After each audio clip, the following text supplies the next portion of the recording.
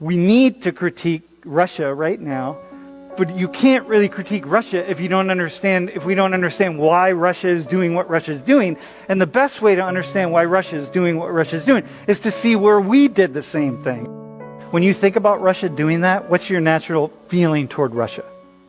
It's pretty negative. I mean, Ukraine's its own nation. And Yeah. It has the right to be its own nation. I don't think it's right that Russia's just coming in there trying to take over.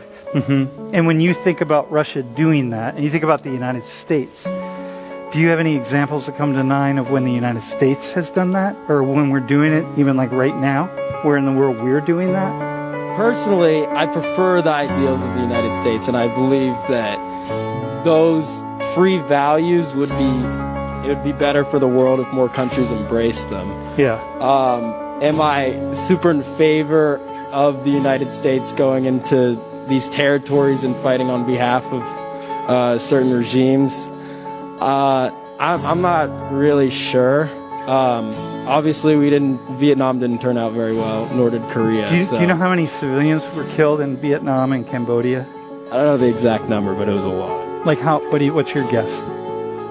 Couple million. Okay.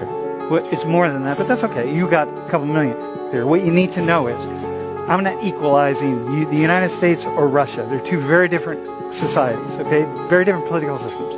This is the U.S. and the USSR, right? After World War II, the world essentially got divided into two like camps. The eagle, that's the U.S. and NATO, the blue, and then the bear, we call it, and that would be the Soviet Union, the communists, right? Communist countries. Everything in red, including Cuba down here. We could put Nicaragua here, partly red. So this is all aligned with the Soviet Union. The Union of the Soviet Socialist Republic is what USSR stands for. And Russia was the main country. This is Russia. And then, we're associated with NATO and the US and so on, right? And so we divided the world up. We fought the Cold War. You know something about this, right? Yes. Why did we fight the Cold War? Well, Russia was expanding, or the USSR, they were expanding communism throughout Eastern Europe and different places there, Vietnam and Korea, obviously. United States and other free nations took that as a threat.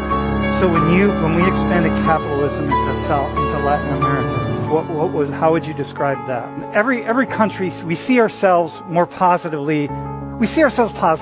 Everything we would say about the Soviet Union expanding, the U.S. was expanding. We were expanding our markets. We were expanding, we called it freedom, but they called it freedom.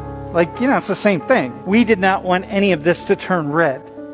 These people were talking about things like freedom and democracy and safety and security, and they were critiquing their governments who were taking their land and stealing their resources, and we called them communists, and then, we sent the resources down that their countries could destroy them. The people I met who have been tortured by the United States, by innocent people, right? It's just like the stories that I could tell you are just absolutely horrific. And it's the same thing, we were imposing our ideas on it. But I want to give you the Russian side of the story, okay? So here's 1949 to 1980, you can see this, right? So this is what was the Soviet Union. So this is Crimea right here. In Crimea, the Russians put their largest naval base that they had. The Soviet Union did, the Soviets did, right here in the tip of Crimea. And this is the key to everything.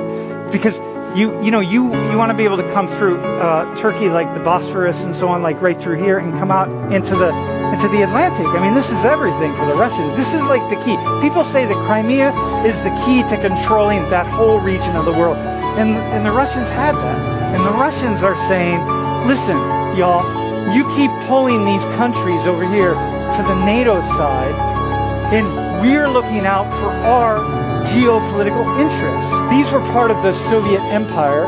Then the Soviet Empire breaks down in 1989, and one by one, you keep pulling them over into NATO. And that's very destabilizing for us. You can't do that. And especially Crimea. And Crimea is what we're fighting over right now. So Crimea is part of the Ukraine. And the Russians are saying, you can't, Ukraine, we are not letting Ukraine go toward NATO. We're not letting Ukraine go to the United States. It's too unsettling. It's too dangerous for us. We don't want to do that. We need the Ukraine as part of our orbit. because we're looking out for ourselves. And I thought, well, my God, that's what the United States has done. That's what we did all through Latin America. All that happened to them because we didn't want to allow these countries to go toward a different orbit.